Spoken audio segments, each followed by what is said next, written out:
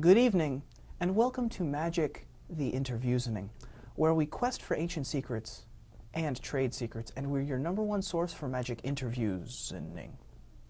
I'm Reuben Bresler, and I'm here with Siberian Husky-eyed tuxedo model Jared Sylva. Jared, thank you for sitting down and talking with me today. Happy to be here. Looking quite good. Oh, thank you. I appreciate the effort. Most of my interview subjects wear the hoodie and the pizza-stained T-shirt. So you talk the talk, you got to walk the walk. That's right. Tell us about how you first became interested in becoming a Magic judge. Well, in high school, I actually ran tournaments for my friends, but I didn't know anything about judging. So I kind of did it, but didn't know about it. In college, I was president of the gaming club, kind of a geek. There you go. Not just kind of a geek, really a geek.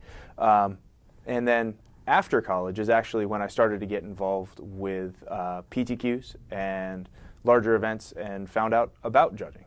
I went to Pro Tour Boston in 2002 and was playing and talking with some of the people that were actually judging and said, hey, this is stuff that I kind of already do.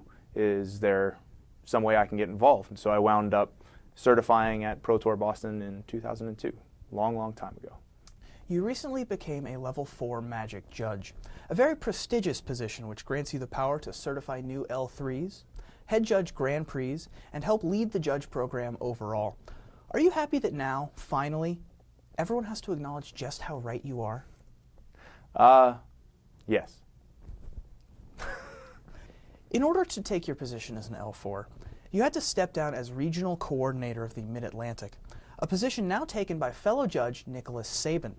Do you think that the region is safe in the hands of the world's grumpiest man? I do, actually. I was very excited to have Nicholas be able to take this position. I think he's doing a great job already.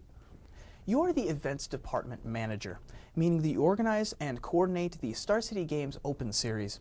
Recently, Wizards of the Coast has scheduled a Pro Tour in Montreal and a Grand Prix in Denver and Quebec City in the dead of winter, and scheduled Grand Prix next June in Houston, Las Vegas, and Miami. My question is, can we expect similar scheduling from you, or do you in fact own a globe and know how seasons work? Well, I think they're banking on global warming changing the climate, but snow's nice. It's not great for travel. It can be a hindrance. I've heard from several of your peers that you are an actual real-life robot.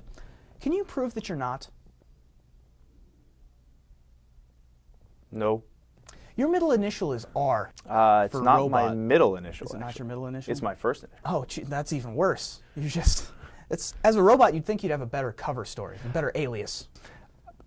Sadly, I received this moniker before I had any input. Fair enough. What originally drew you to Magic? In high school, I learned how to play from some of my friends actually at the lunch table. I think that's a lot of people's story. Really interested in kind of the strategy, and I've always liked competition and intellectual competition as well. And so it was a perfect outlet for the guy who wants to prove he's smarter than everybody else. What were your competitive outlets before Magic? I played varsity baseball, I cross-country skied, I have ballroom dance competitively as well. You name it, I can probably make it competitive. Which color do you identify closest with?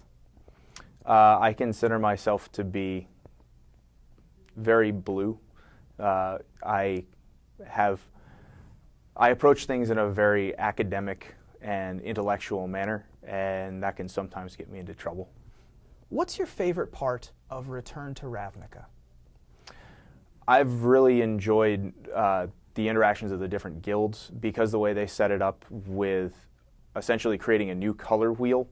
The colors that you expect to play together don't, and the colors that you usually find kind of hard to mesh often are coming together very easily. And so a deck that's playing black and green often would have picked up, red in between there, but instead now it's going to pick up white, or it's going to pick up it might still pick up red for Rakdos, but it shifts which colors are going to be easy to pick up for different color combinations. Who would you rank as the top 3 American Magic players playing right now? Top 3 American Magic players. Well, Harry Corvasi's been doing a lot of good things recently. Really, a lot of top 8s, very consistent, and that's one of the things that I really recognize as something that's a hallmark of the top players. I still think that Patrick Chapin is somebody who puts together really good decks, attacks a format very well, and Reed Duke, just the performances, the decks that he puts together, they've really been impressive across formats, and that's something that really, in my opinion, defines the top players, is that they're not specialists. They're able to apply their skills across a broad, diverse formats. What is your opinion of Modern? I feel that there were some mistakes made in its architecture, and that some of the decisions that have been made have been a detriment to how likely it's been to take off. I think that it's a solid format, but honestly, if you take any grouping of cards, I think that you can build that. I think that Wizards could have taken some steps, especially in expanding the card pool. They have control of all of the cards after Mercadian Masks, and if they'd included all of those, they open it up to as many cards as possible, and they really create a format that has more of a chance to kind of take over from Legacy because you have access to as many cards as possible. That's something that I think people really want and really like about Legacy, is you get to play with the cards you played with when you were a kid. And cutting it off in 8th edition just kind of leaves 3 or 4 years kind of floundering, and there was no reason to do that. You and your wife named your daughter Liliana. We did. In real life? In real life. That's her name forever? Yes. Like, I will name a pet or my rival in Pokemon Red after a Magic card, but your actual firstborn child? Yes. You understand that when she gets married and puts on a veil, that I'm going to be rolling in the retirement community aisles, like, just nonstop? Just the whole time? It'll be a white veil, though. Is it true that she had a DCI number before a Social Security number? Far before, because they screwed up her Social Security number and said that on her birth certificate that she was a boy and misspelled 2 of her names. So she did have a DCI number before she was a human being? She had it when she was According 2 to days old. Right. And her name was spelled correctly on her DCI number. That's spectacular. That's just fantastic. Do you think that she will hold it against you? Like, she will just, like, rebel against Magic? I don't know. Stay tuned. We'll have part 2 of this Interviewsening in 20 years.